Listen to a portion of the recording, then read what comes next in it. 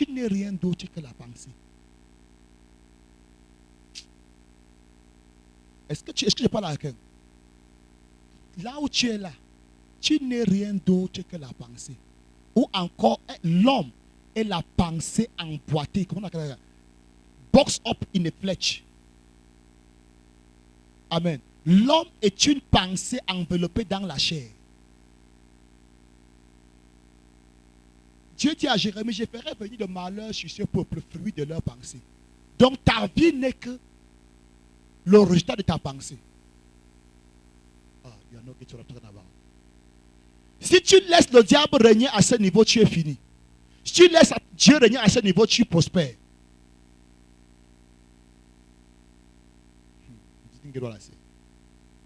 Amen.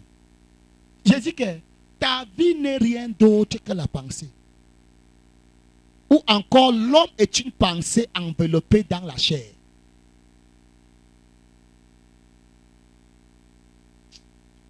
Oh God. Combien d'entre vous savent que avant que la pensée de l'homme ne commence à fonctionner, l'homme existait déjà? Are you there? L'homme existait déjà. Dieu forma l'homme la poussière du sol, numéro 1. N'est-ce pas? Et souffla dans sa narine un souffle de vie. Et l'homme devint une âme vivante. Il était d'abord une personne. Non, pas une personne, il était d'abord une existence, mais pas une âme. Parce que quand nous parlons de l'âme, nous parlons de l'émotion, de ta pensée, ainsi de suite. Il n'est pas écrit que Dieu a soufflé dans les narines, l'homme a eu le sang. En d'autres mots, l'homme avait déjà le sang. Pourquoi c'est difficile de comprendre? Quand Dieu a formé l'homme de la poussière du sol, Dieu a déjà mis le sang en lui. S'il y avait le sang en l'homme, ça veut dire qu'il y avait un cœur qui battait, qui pompait ce sang. D'accord? Il y avait un cœur qui pompait ce sang, ça veut dire que l'homme existait. Mais inconscient de son existence. Le bas-flessé existe, vrai ou faux. Mais le bas-flessé ne connaît pas qu'il existe. Voilà l'homme.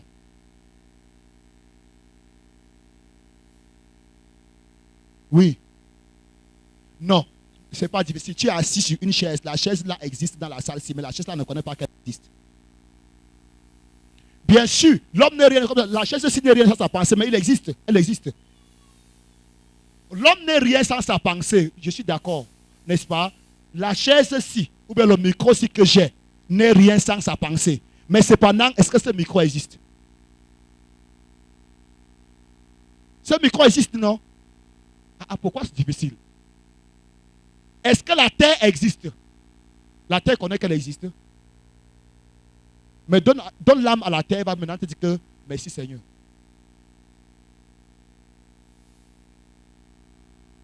Are you there? Donne-lui une âme. Tu vas comprendre comment il va commencer à dire merci Seigneur. Tu comprends? Ce qui fait de toi une personne, c'est ta pensée. Oui, mais avant d'être cette personne, elle existait déjà pas en tant que personne. C'était un sac d'ossements et de chair et de sang et qui pompait bien le sang. La voiture que tu as gardée là-bas dehors, on connaît qu'elle existe, mais elle a un moteur. Elle roule. N'est-ce pas? Maintenant, qu'est-ce que soit dit? Quand Dieu a soufflé en l'homme, un souffle de vie, la Bible parle, c'est quoi c'est?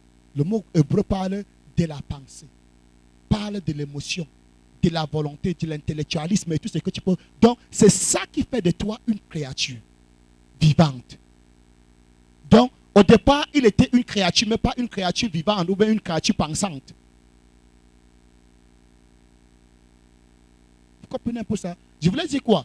La pensée est, en effet, tu es une pensée enveloppée. Tu es une pensée enveloppée dans une chair.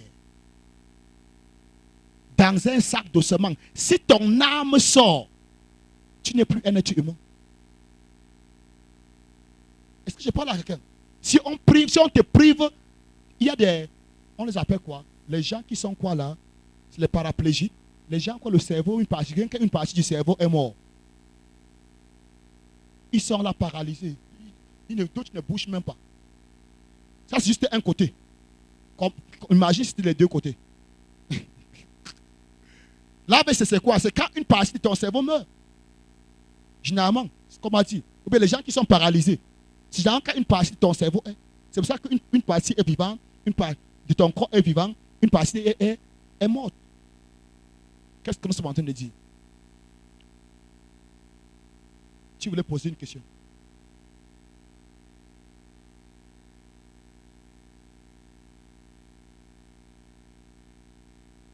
Tu vas œuvrer comment?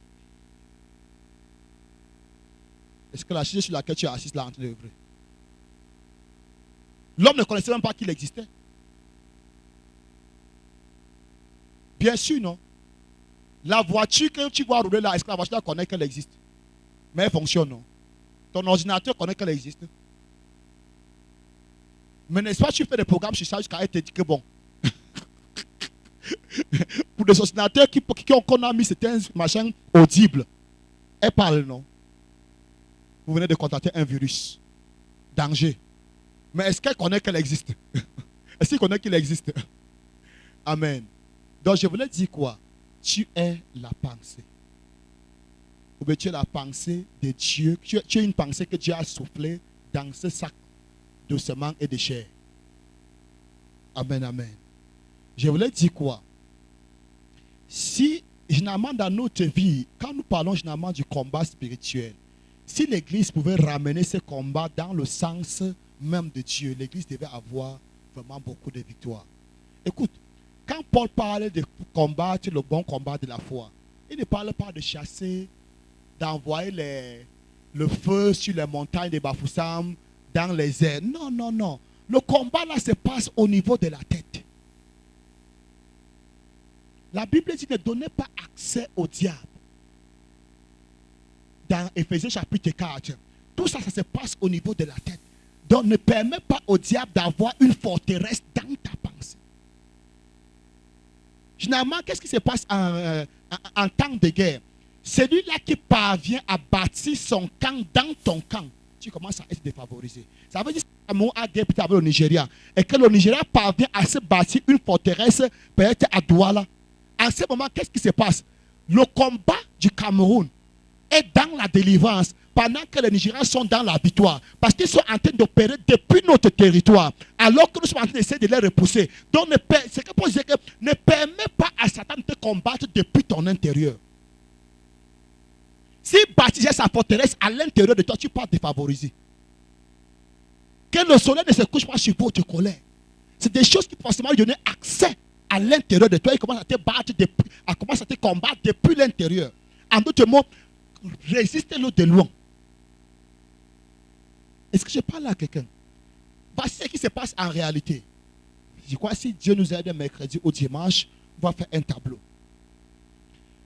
Dans ta tête, à supposer qu'on divise en deux, on fait une frontière. Si le diable déborde les limites à 60%, que tu le veuilles ou pas, tu commences à te comporter comme le diable veut. Parce qu'en ce moment, il est maître. C'est lui qui gagne dans ta pensée. Si Dieu domine à 60%, d'une manière ou d'une autre, Satan commence à perdre ses pédales à l'intérieur de toi. Est-ce que je parle à quelqu'un? Écoute, je n'ai rien contre votre mariement, tout c'est quoi, tous les feuilletons que vous voyez. Mais je vais vous dire quelque chose. Ces choses ne nourrissent que le diable. C'est ça qui donne au diable la facilité d'opérer au niveau de tes pensées. Écoute-moi bien. Nous sommes sauvés. Nous sommes nés de nouveau. Mais notre pensée n'est pas encore sauvée. Oh. Est-ce que je parle à quelqu'un? C'est pour ça que la Bible parle du renouvellement de l'intelligence. Notre intelligence est encore souillée. Elle doit être lavée, elle doit être renouvelée. Mais curieusement, pendant que tu vas à l'église le dimanche, tu reçois quelque chose. La même soirée, tu nourris avec tout genre de films lesbiens qu'on te montre à la télé. Et tu t'étonnes pourquoi tu manges dans les rêves. Are you there? Tu t'étonnes pourquoi tu es oppressé. Écoute-moi bien. Can I take it further? Le diable ne peut pas oppresser une pensée qui est pure. Oh. Dans mon très jeune âge, dans le ministère, Dieu m'a dit que ce soit la couche nocturne, que ce soit la nourriture nocturne, que ce soit les oppressions de la nuit, ça se passe au niveau de la pensée. Est-ce que je parle à quelqu'un? J'ai dit, Dieu m'a dit, couche nocturne, nourriture nocturne, les choses qui appuient les gens dans la nuit, ça se passe au niveau de la tête. Comme j'avais de la peine à comprendre, c'est l'une des premières fois où Dieu, dans une vision, me montre ma pensée. Quelque chose m'a appuyé la nuit. Dieu m'a montré comment je résistais et comment ma pensée fléchissait. Et la chose avait la domination sur moi.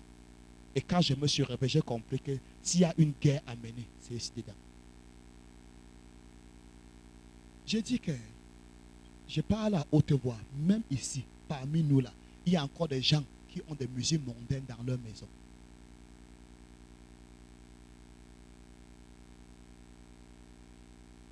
Je dis encore à haute voix, il y a parmi nous des gens qui ont encore la musique mondaine. Ce n'est pas là seulement là-bas, c'est-à-dire ça se joue. Jusqu'à le voisin se plaint que mais celui-ci, si ce n'est pas la musique religieuse, il va mettre nos genres de chansons, il va mettre de manière qu'on ne peut même plus respirer. Même dans le téléphone. Écoute, Dieu peut facilement voyager dans ta pensée si les choses qui sont dans ta pensée sont ces choses. Satan voyage aussi facilement dans ta pensée si les choses qui sont dans ta pensée sont ces choses. Jésus a dit, le prince de ce monde vient, mais il n'a rien en moi. Il disait où? Ici dedans. Est-ce que je parle à quelqu'un?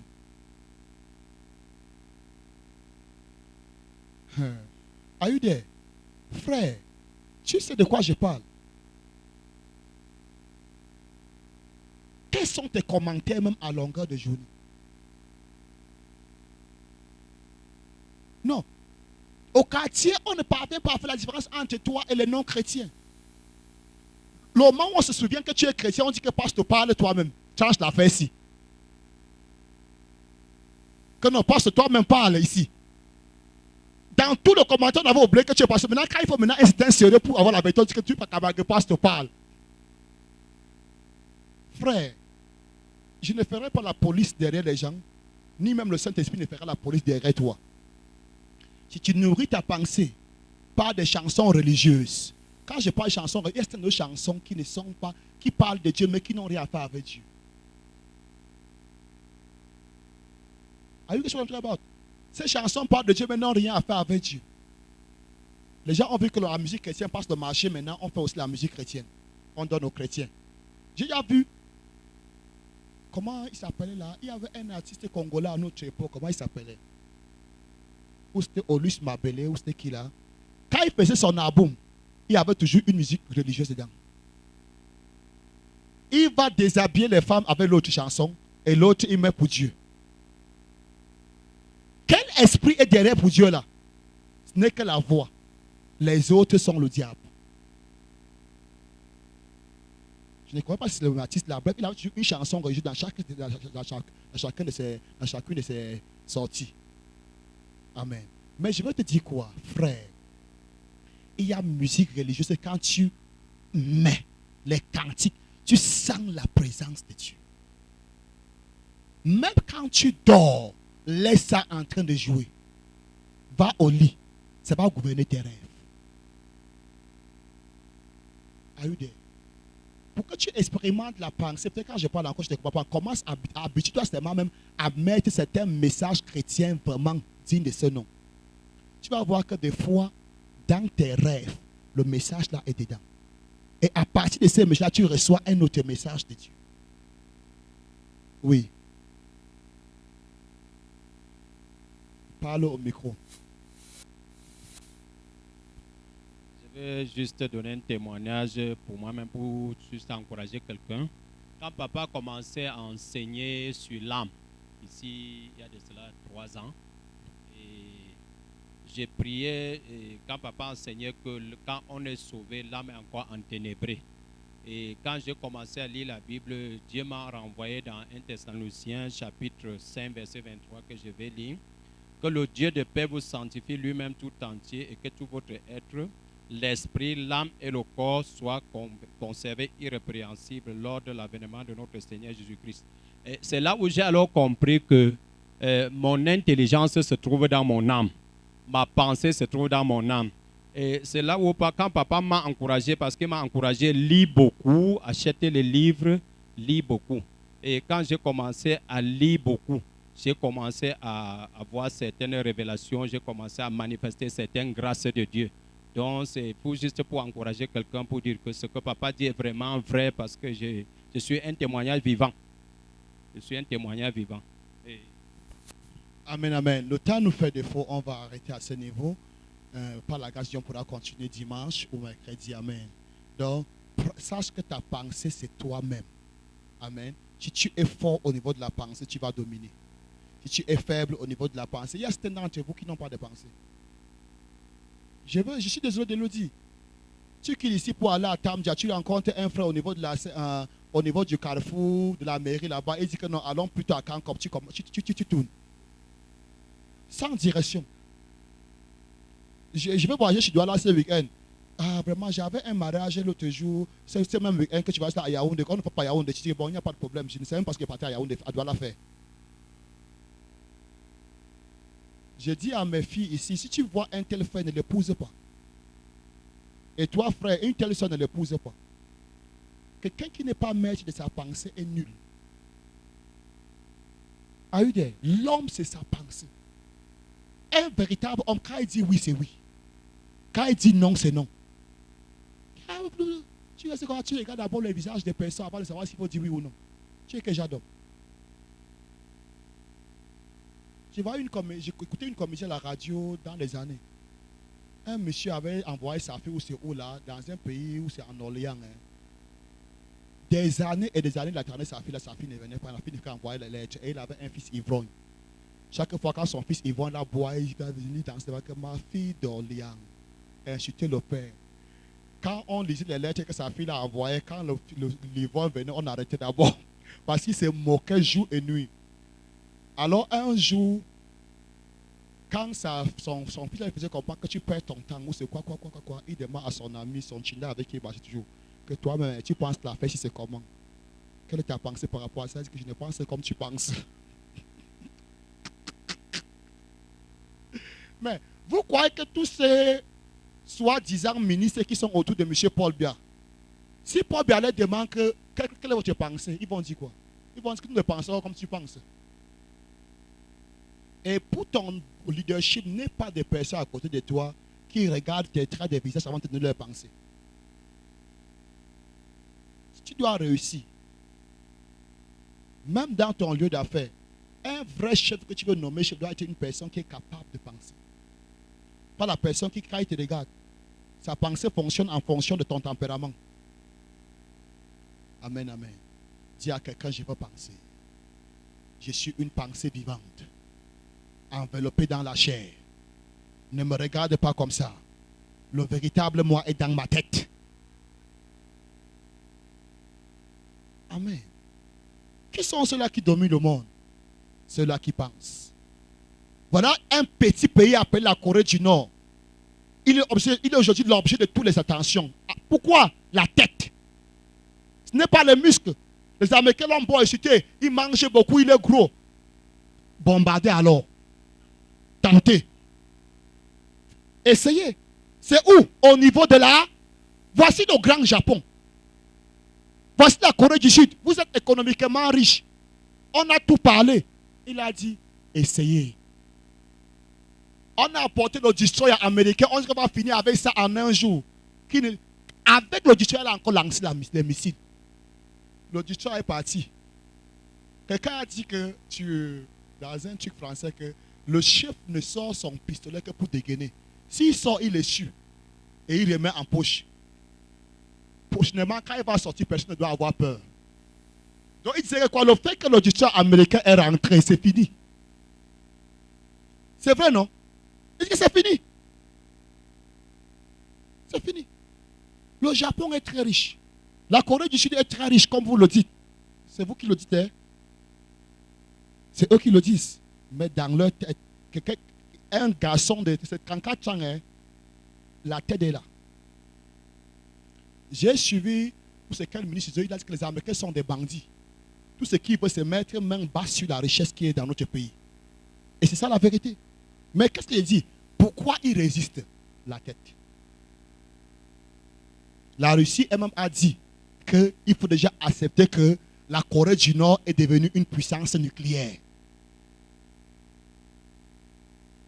Il a dit, je reconnais ça veut dire, son incapacité de faire une guerre avec l'Amérique.